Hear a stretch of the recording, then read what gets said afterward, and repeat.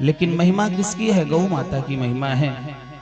जिस गाय को भारतवर्ष का एक दिव्य महत्व स्थान प्राप्त था भारतवर्ष में, आज उस गाय की यह विडंबना है कि वह दर दर भटक रही है। विचार करने वाली बात है कि गौ माता की सेवा जो है सबको करनी चाहिए। नमो गोभ्यः श्रीमतीभ्यः गावो विश्वस्य मातरः। गाय इस विश्व की माता है, हमारा जगत की तो है। जब माँ हमें जन्म देती है, मान लीजिए किसी कारणवश किसी की मैया जो है तुरंत देह को छोड़ देती है, तो क्या डॉक्टर बोलते हैं क्या पाउडर घोल के देना? यही तो बोलते हैं गौ माता का दूध देना। इसलिए जब वह बालक मरणासन्न होता है तो केवल उसे बचाने वाली वह गाय होती है। उसके दुग्ध का पान करता है बालक और वही जो है जीवन प्राप्त करता है। इसलिए वह माँ जो है कहलाती है गौ माता। सूर्यवंश में कथा आती है, महाराज दिलीप की कोई संतान नहीं थी। सूर्यवंश में प्रायः संतान की समस्या सभी को रही है। खूब उपाय कर डाले महाराज, संतान नहीं हुई। तब सद्गुरुदेव उनके वशिष्ठ जी ने कहा कि राजन, मेरे यहाँ एक गाय है कामधेनु, उसकी पुत्री है नंदिनी, उसे ले जाओ, उसकी सेवा करो, निश्चित ही संतान होगी। आजकल यदि कोई गुरु विद्वान बोल दें कि गौ माता की सेवा करना है, कार्यों की सिद्धि होगी, तो कोई करेगा? नहीं करेगा, है ना। भले ही कुत्ते पाल लेंगे घरों में। यदि हम गाय नहीं पाल सकते हैं तो भैया गाय का दान तो कर सकते हैं। किसी आश्रम में यदि गौ सेवा हो रही है तो एक गाय का हम संकल्प ले लें कि भैया हम आपको देंगे जो भी दक्षिणा होगी, आप गाय की सेवा करें। कई लोग बोलते ना नहीं कर सकते हैं, वास्तव में नहीं कर सकते हैं शहरों में, क्योंकि व्यवस्थाएं नहीं हैं।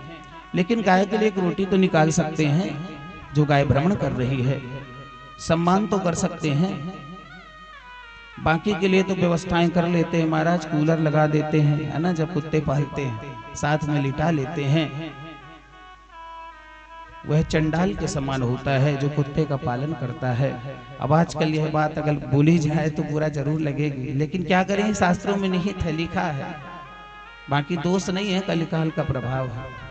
पशु का सम्मान करना चाहिए, लेकिन सेवा जो है गौ माता की ही होनी चाहिए।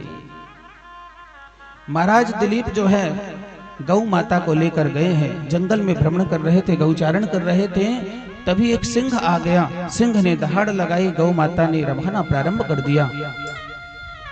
सिंह जो है आगे बढ़ने लग गया तो गौ माता बोल पड़ी कि हे राजन, मुझे बचाओ। राजन दिलीप ने कहा कि सिंह, आप गौ माता का मांस भक्षण नहीं करोगे, क्योंकि गाय मेरी है, मैं गाय की सेवा में खड़ा हूं। सिंह ने कहा कि महाराज मैं भूखा हूं, भूखे को भोजन देना एक राजा का भी तो कर्तव्य है, और आप अपने सूर्यवंश के राजा होंगे, इस जंगल का राजा तो मैं सिंह हूं, मेरा तो काम है मांस भक्षण। तब राजन ने कहा कि हे सिंह, यदि तुम्हें भोजन ही करना है, मांस भक्षण ही करना है, तो मेरे मांस का भक्षण कर लो, लेकिन गौ माता को छोड़ दो, गौ माता की रक्षा करो। और वह लेट गए हैं। तब गौ माता ही उन पर कृपा की है, और गौ माता के आशीर्वाद से ही जो है उन्हें संतान प्राप्त हुई है। और ऐसी संतान हुई है महाराज जिनका नाम हुआ है रघु। रघु का नाम कौन नहीं जानता, है ना। रघुकुल रीत सदा चली आई, रघुकुल रीत सदा चली आई, रघुकुल रीत सदा चली आई, रघुकुल रीत सदा चली आई। प्राण जाय पर वचन न जाई, प्राण जाए पर वचन न जाए। ऐसी संतान हुई है। किसकी कृपा से? गौ माता की कृपा से। ये गौ माता की महिमा है। गौ माता के अंग अंग में ही 33 कोटि देवता निवास रहते हैं महाराज। दर्शन बस करें। जो नवग्रहों की समस्या होती है ना महाराज, ग्रह खराब होते हैं, विद्वानों से अनुष्ठान कराते हैं। बृहस्पति यानी गुरु ग्रह जब खराब होता है तो गौ माता के यहाँ जो पुट्ठा निकला रहता है ना, उसका दर्शन करना चाहिए। उसी से बृहस्पति ग्रह अनुकूल होता है। कोई भी ग्रह खराब है, गौ माता को रोटी दे देंगे, पूरे वह ग्रह जो है अनुकूल हो जाएंगे। ये इनकी महिमा है।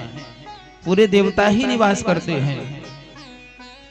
अंग अंग में गौ माता के, अंग अंग में गौ माता के सब देवों का धाम है। गौ माता के श्री चरणों में बारंबार प्रणाम है। गौ माता के श्री चरणों में बारंबार प्रणाम है।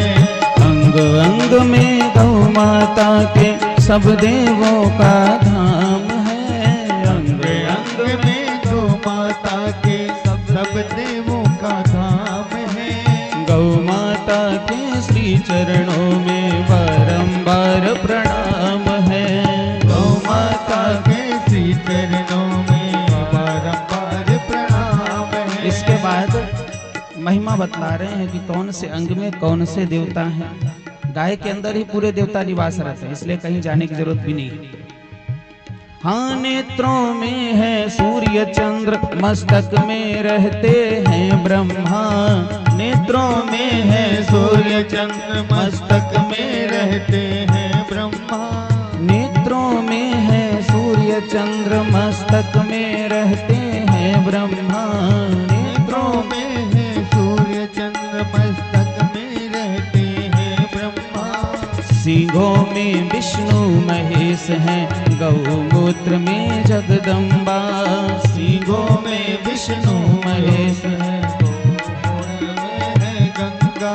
मुख में चारों वेद विराजे, मुख में चारों वेद विराजे। भजते आठों याम हैं। गौ माता के श्री चरणों में बारंबार प्रणाम